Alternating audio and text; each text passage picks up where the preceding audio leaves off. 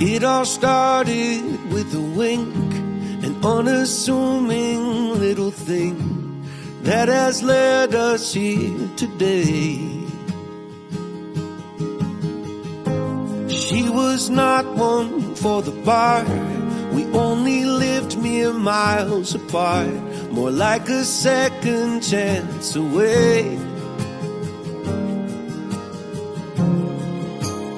We had both loved and lost, and we'd both been on first dates, but this one was different.